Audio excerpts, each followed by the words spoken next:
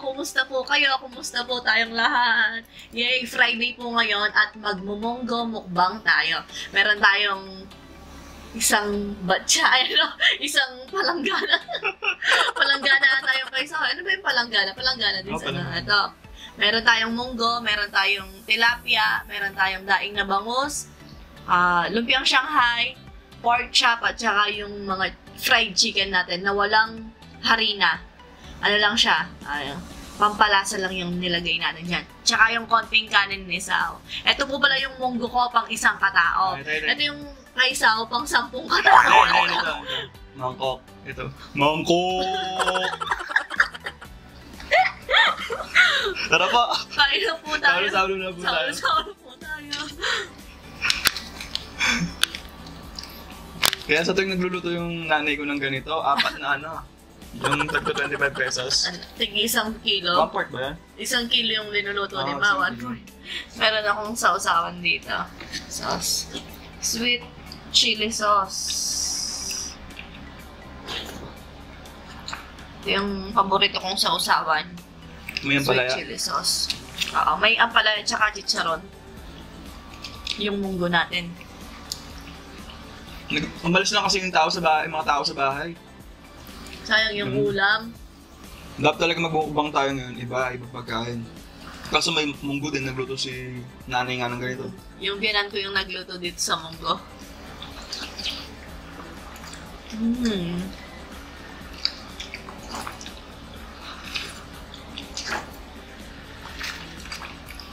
Masarap din to kasi tag-ulan. Siyempre po.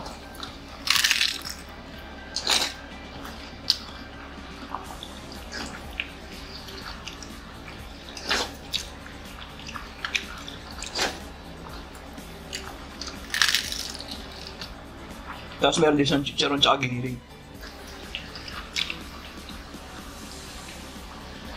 Malinis na po pala yung kamay ko.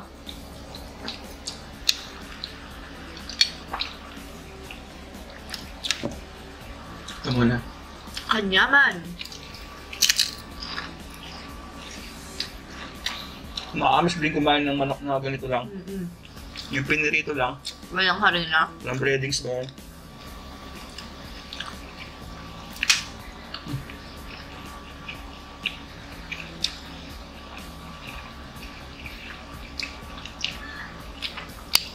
Nung grade school ako, laging ganito pinapabaon sa akin ni mama dati. Bibili akong 1 quart na ata. Nun 1 quart? 23 pesos. 1 quart? Mura lang nun. 1 quart? 1 quart? 1 quart. 23 pesos lang ata. Tanda ako nun, grade school ako nun. Tapos kaya baon ko ganito. Nakamiss din, no? Ngayong grade school.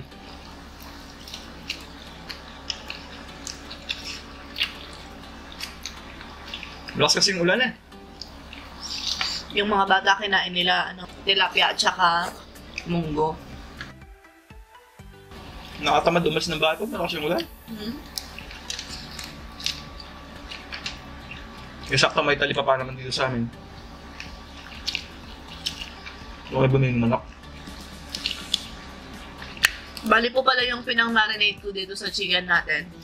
Konting patis. Gumamit din po ako ng ginisa mix at saka paminta, yun lang po. Tapos i-marinate nyo siya ng mga 15 minutes, pwede na siya kasi malasa yung patis. Nasaw? Ang sarap siya, no? Nagturo sa akin nun si ating titay. Bigyan mo pa din sabi niya?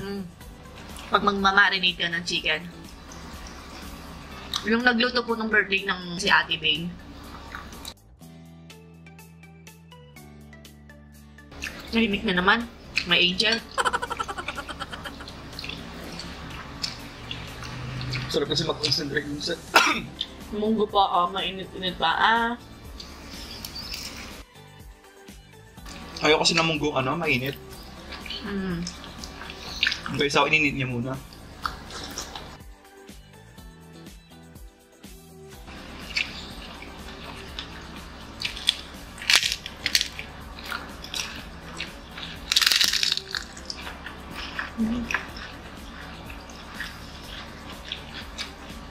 May iba dito masarap.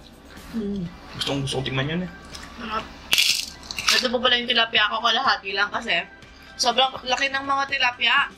Nati ko lang, tapos yung kalahati, kinain ni Ate Bane. Hindi ko maubos yung isang buo. Ibig na kayo. Sarap ng manok. Hindi siya maalat. Sakto lang, no? Problema lang sa mga ganitong manok. Tumitigas sila hanggang loob na. Pag walang breading.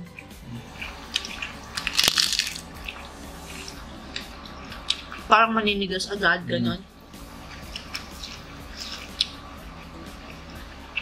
Kaya nga dapat pagkatapos lutuin, kakainin. Muntik pa ako magalit kayo sa akin. Paano?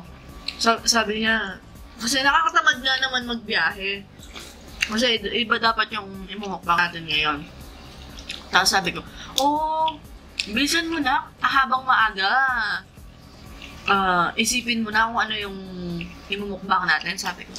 Siya, pag ganyan-ganyan pa siya, ako, gutom na.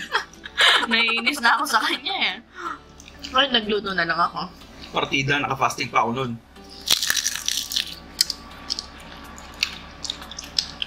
Siya kasi kaya na niyang mag-fasting eh.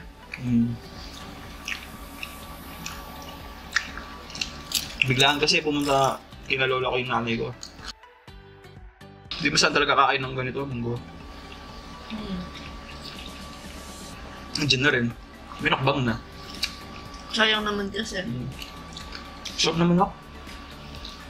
Parang naalala ko yung pagkabata ako ganun. Di pa uso nun yung mga breading eh. Sariling gawa lang. Kaya nga, ang tawag dito, umiksi na yung buhay natin eh. Binibili natin yung mga pagkain na ikakamatay natin. Magkakasakit muna.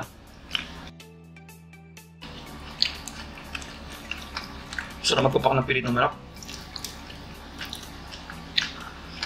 Nalala ko si Gudo, yung pamangkin ko. Kakain yun maraming kanin. Tapos matitira yung ulam niya. Pagkatapos niya kumain ng kanin, doon niya kakainin yung ulam niya, si Gudo. Tapos bit niya sa daan eh.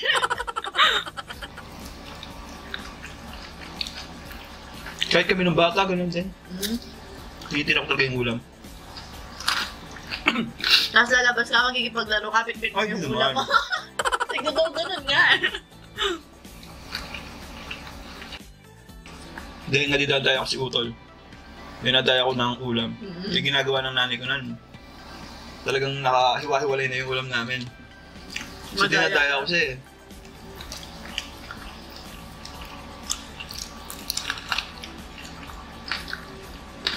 Ngayon, ikaw na yung... Dinadaya ko rin siya. Hindi, ikaw na yung umiiwas sa pagkain ngayon. Lang. Ilang... Yung 1 kilo ngayon yata. Hanggang gabi na, tapos may sobra pa. Kanin. Kasi alam ko may binis. Baka wala man 1 kilo. Wala man? No. Ganito lang kasi sa rice cooker na maliit eh. Ang kanin. Ganitang kataas. So, ilang ano lang, takal lang yun na.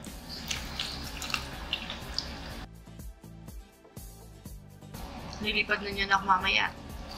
Pakpak na Dalawang naman. pakpak eh. Pakpak na naman yung kinain ko.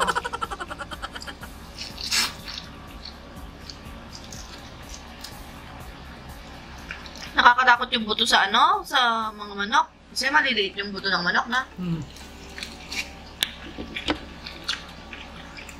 Matutulis pa. Tahimik na. Harap eh.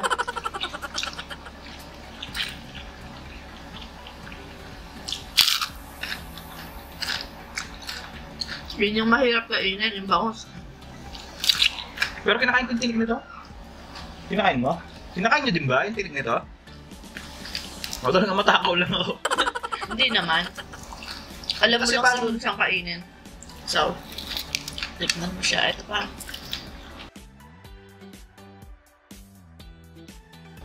Balik 1 buong manok pala doon. Isa pa. Sobrang visit ko na kanina sa kanya talaga. Hindi ko naman alam kaya ang gano'n. Yung... Hindi, pinapabili ko siya 1 kilo. Sabi ko, binili niya 1 buo. Sabi ko, paano ko iiwain doon? Siyempre, gutom na gutom na. Hindi, binigay kasi nagtitinda sa akin. Kala ko 1 kilo. 1.2 kilos to.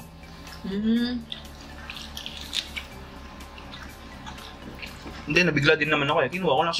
Sabi ko nga, sa bagay, alam na nang gagawin ng asawa nito. Sabi ko. Nagmamadali lang. Kaya, ganun yung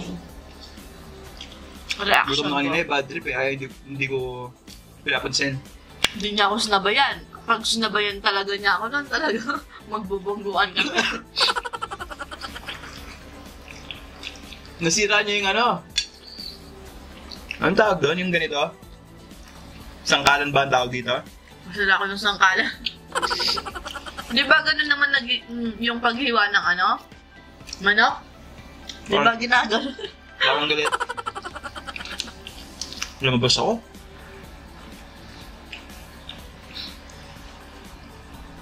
Pero ayos naman yung pagkakahiwa ng manok.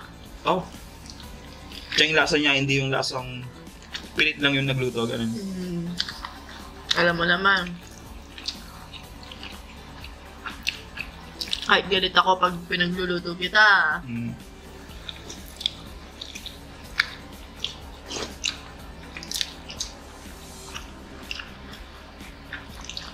Di ba sabi nila pag nagdadabog yung nagluluto, hindi masarap, sabi nila. Pero so, yan.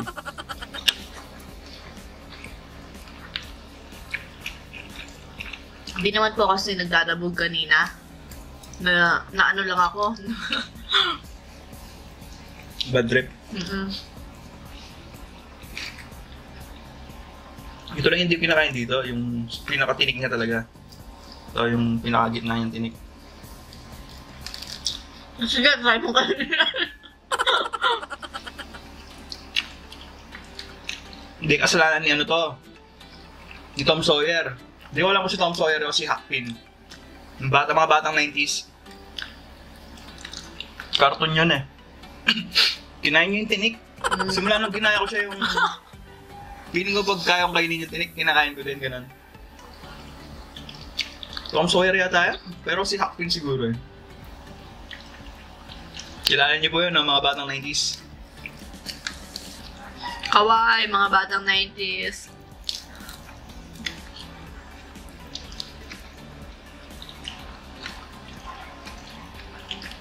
O, 1990 po ako.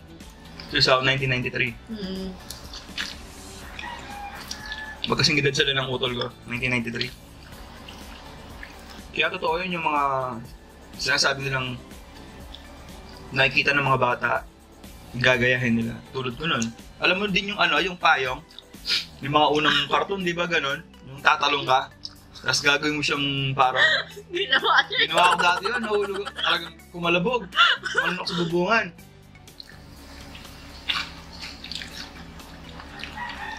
Si Ryan, nagumaganon din. Yung si kulot natin. Si Bunso. Kaya napipigon ako kasi nakikita ko sa kanya yung ugali ko dati. Tapos mga laruan, sinisira din niya, pinapakialaman niya. Yung nakikurious ka gano'n. Binabotek-tek niya gano'n. Ako kasi yung mga laruan ko dati hindi rin nagtatagal kasi kinakalag. Kinakaligot ko sila, tatanggalin ko sila, tapos titignan ko yung loob nila kung paano sila maandar, gano'n. Nabuo. Kaya lagi akong napapagalitan nun. So kung titignan niyo po, no, parang misteryoso, ganyan. Tahimik lang po si Sour sa personal.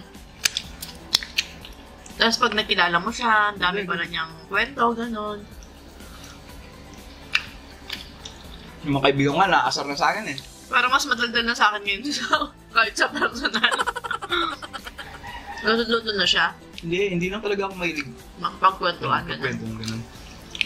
Pero pag nakipagkwentuhan sila sa akin, hindi rin ako susuko. Baga, ko sila magkwento, gano'n. Dati nga, nung bago pa lang kami dito, may trabaho ako, alas 6 ng umaga yung trabaho ko, gigising ako alas 4. mga kapitbahay namin na ipagkwentuhan hanggang 2:00 na madaling araw, hindi ako nagpaalam hanggang hindi sila nagpapaalam sa akin. Kahit lasing yung kakwentuhan ko, minsan ganyan. Talagang kakausapin ko siya. Huwag lang niyang ma-feel na parang ayaw ko siyang kausap. Respeto lang. Nakalimutan ko yung pangalan na nila, Lasing. Tapos naipagkwentuhan siya sa akin. Sino? Nakalimutan ko yung pangalan niya. Matanda na. Ba, nagipagkwentuhan lang. Tubig pa. So ayun, hanggang hindi siya umaalis. Hinayaan ko lang siya.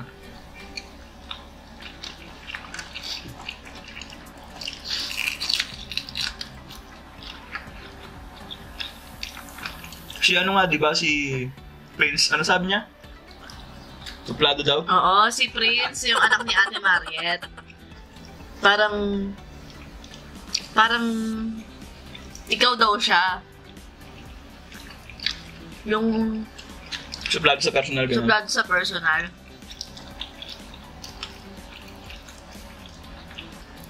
Ito yung naamoy ko kanina, Saw. Ang habang binipirito mo, tingnan mo. Amoy mo pala. Parang sira ganun. Pero hindi naman. Pero ito yung naamoy ko kanina. Yung sinasabi ko, anong amoy yun? Sabi ganun. Di ba pag yung malapit sa baga ng manok, ganun talaga yung amoy, di ba? Ano ba yung pakpak dito? Ito, legs. Ano sa'yo dyan? Yung pakpak. Pakpak.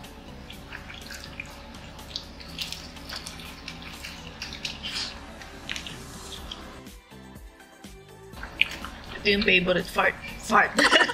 Part ko eh. Sa tilapia. Yung madaming... Yung dyan? Hindi, yung suksok. Ay, yung suksok. Yung tinik, yung ulo. Yung sinisip-sip. Itong mga ganitong part, oh.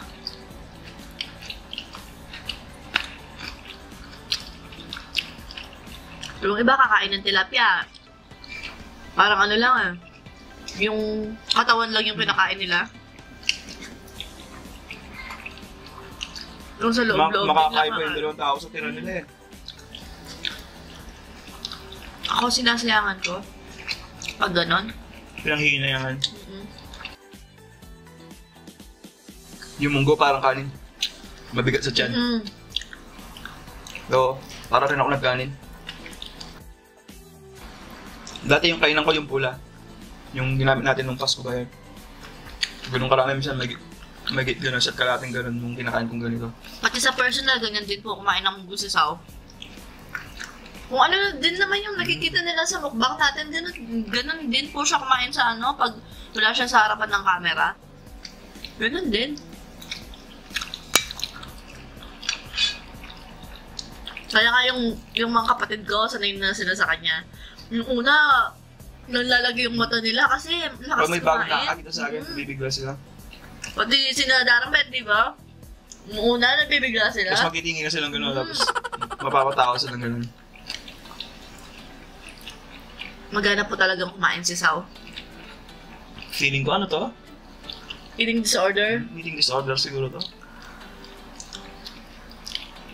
Kaya tama lang sa akin yung fasting.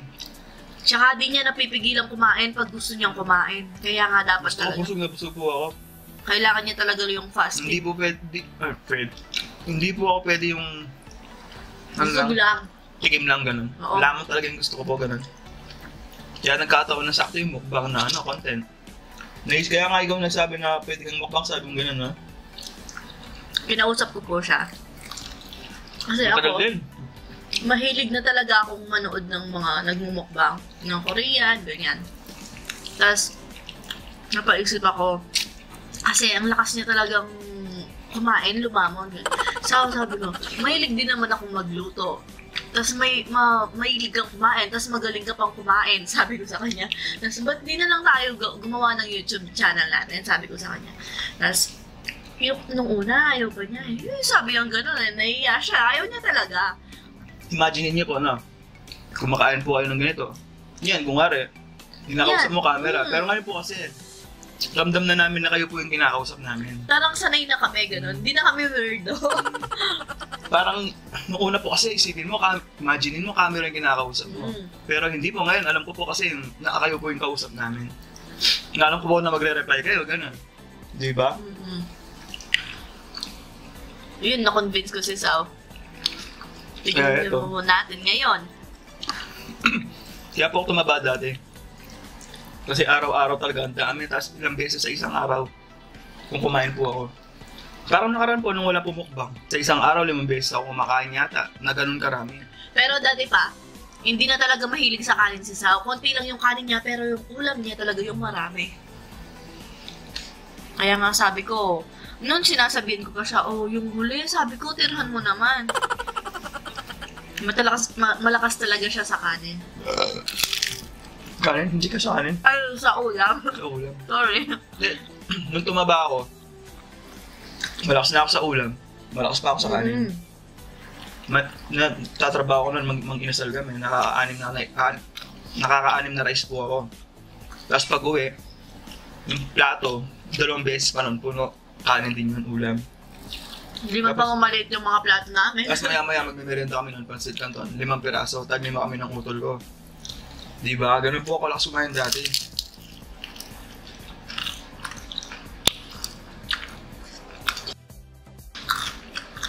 Sa mga bata pala.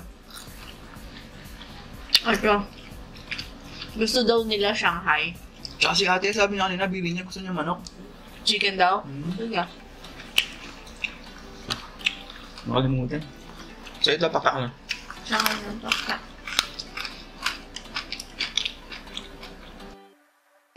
Siya inom na maraming tubig nito. Solve na solve.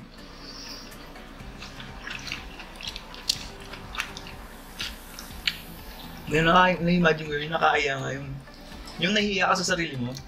Kasi kinakausap mo camera. Dati ganun din, nawi-weirdoan din ako. Sabi ko, hindi ka na nakakaya yun. Kinakausap nila yung camera. Tapos, di ba, nag-vlog sila sa mga mall, ganyan, sa mga public places. Tapos, yun. Naisip ko, hindi kaya nakakahiya yun. Pero nung nasubukan ko, nag-e-enjoy pa ako eh. Na, kahit natignan ka ng mga tao, ganyan. Kahit ako dati nung nanonood ako na nag-vlog. Sa may Angeles ba yun eh, nag-vlog siya. Galing siyang ibang bansa, pero kapampangan din yata siya nun. Kaya nag-vlog siya, tapos ganito na daw yung itsura ng Angeles, ganun. Sabi ko, last nakatitig sa kanya yung mga tao sa jeep. Kasi naka-jeep siya eh, tapos nag-vlog siya. Parang nakakaya to, parang hindi ko kaya gawin to, sabi ko dati.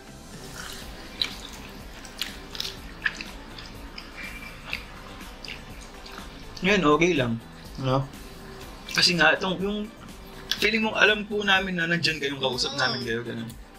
Yun din yung iniisip ko kapag nagbablog tayo. May papakita sa inyo yung kung ano yung ginagawa. Mulan naman. Wala namang gusto sa Wala yung tricycle eh. Mga susundin mo si ate. Gusto mo ba? Ayoko na. Gusto na ako.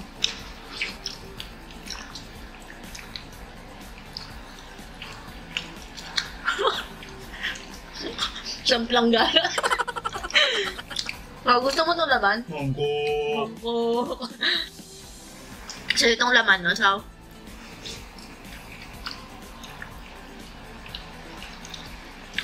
ayan na, umuulan na ng kaninang umaga.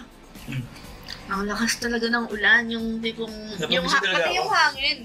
Hinayaan ko siya matulog kasi hindi siya makatulog kagabi. Ewan ko, nung iniisip niya, nandiyan naman ako sa tabi niya. Tapos, hinayaan ko siya. Tapos, kanina nagtutupi akong damit sa harapan. Ba't gising ka na? Sabi ko sa kanya. Wala, narinig ko yung ulan. Ang lakas talaga ng ulan kanina. Tsaka yung hangin. Tapos naisip ko si ate kasi sira yung payong niya. Yung tama nga, wala siyang payong. Walang payong si ate ngayon niya. Hinatid kasi ng tatay ko. Coding kumbaga. Day off.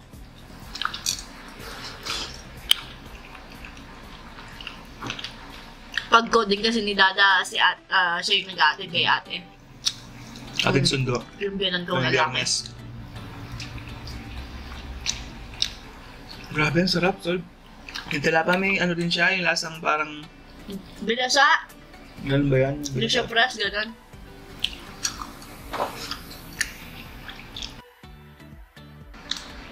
Titignan ko, baka lobat tayo eh. Hindi, full charge yan. Kaya tingin lagi ako ng tingin sa sa screen. Next mukbang yan. Malulubat. Doon mo siya titignan. Sa isang video kasi, hindi man maubos yung baterya. Makadalawang vlog ka. Depende sa haba. Ito mga nasa 20 plus minutes na tayo eh. Kinat ko na kasi para safe. Yung iba nakokorap ganyan. No? Another solved mukbang.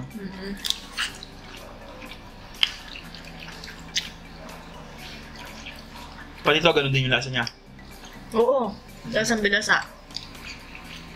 Pag ganun, matagal na sila, no? Matagal na silang patay. Ganun ba yan? Di sila fresh, ganon. Yan, masarap yung buhay pa, no? Pag binili mo, no? Hugas muna po tayo ng kamay, babalik tayo sa shoutout. Tada! Ayan, nagbabalik na po tayo. Malinis na po yung mga kamay natin. Shoutout na. Nakakuha na din ako ng tubig. Oo.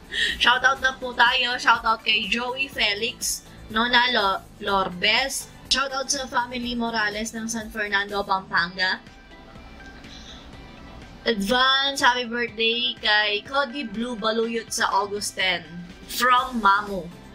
Shoutout din kay John Patrick Santin, Renz Carlo Gomez, Jun Paul Tumagan, Ina Generali, Maria Stephanie Ortega, Jose Lacap, Freedom de la Cruz, Adrian Vito. Shoutout din kay Marlene de la Cruz, kay Maria Jessa Inojales, Mia Calma, Evelyn Bantula, Jerickson Lustre. Shoutout din kay Precious Finlac at kay Marjorie Canlas at sa baby niyang kay Daniel Christoph and Caitlin Nicole. Shoutout din kay Maverick Max Abedin, Hannah Claire Dazig, Bartolo Lagman, Joyce Laksamana, Marina Tungol, Jason Velasco at kay Ray Del Rosario. Shoutout din kay Trisha Del Rosario, Errol Fe, Jessel Salcedo, Zet Mamukod at kay Juliet Serdania. Shoutout din kay Ralph Mapagman Santos. Sa mga nagtatanong po pala ng camera natin, ano po siya? Canon EOS 700D. Big shoutout po kay Ralph Mapagmahal Santos kasi siya po yung tumulong dati sa akin na bilhin nga tong camera na to. Tapos, isa din po siyang videographer, photographer. Kung may okasyon po kayo na gusto niyo pong magpa-booking, ilalagay ko po sa description box below yung yung Facebook page niya or Facebook account niya. Pwede niyo po siyang kontakin kapag may mga okasyon kayong ganun. Gusto niyo pong may photoshoot, ganyan. Photoshoot, ganun. Magaling siya photoshoot, magaling din po siya. Ang galing niya ngayon. Big shoutout sa'yo, pare. Meron din silang yata yung photo booth. Oo, para sa photo booth, ganun. Kompleto din sila eh. Kompleto din sila. Ayan. Ayan mga kasawlo, dito na po natin tatapusin ang ating video. Hanggang sa susunod, paalam! Maraming salamat po!